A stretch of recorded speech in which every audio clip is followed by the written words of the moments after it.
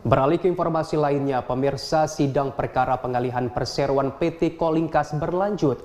Untuk memperoleh informasi soal pengalihan perseroan sesuai hukum berlaku, sidang Pengadilan Negeri Tanjung Karang kemarin menghadirkan saksi dari pakar perdata Unila, Rilda Muniarti.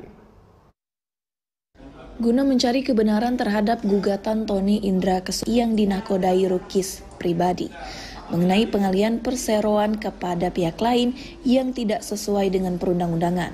Berlanjut agenda sidang yang menghadirkan saksi ahli akademisi Universitas Lampung bidang perdata Rilda Muniarti.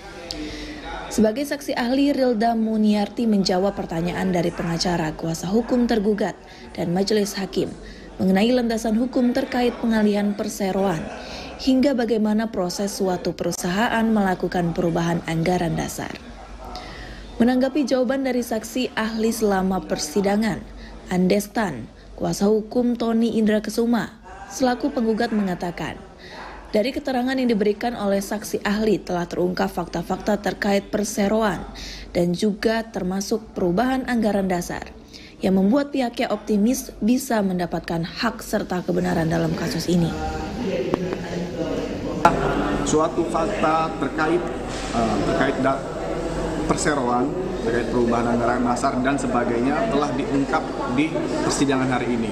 Yang mana kita yakin dalam hal ini kita membela hak kita dan kami yakin kebenaran itu pasti akan terungkap. Sementara saksi ahli Rilda Muniarti mengatakan undang-undang perseroan bersifat sesuai aturan.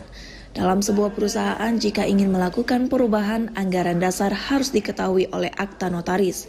Dan akta yang berlaku merupakan akta yang terdaftar di Kementerian Hukum dan HAM.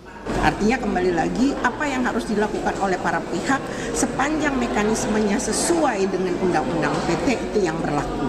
Yang tidak sesuai dengan undang-undang PT itu tidak berlaku. Undang-undang melindungi hak para pihak. Jadi pihak yang dirugikan dapat mengajukan gugatan ke pengadilan.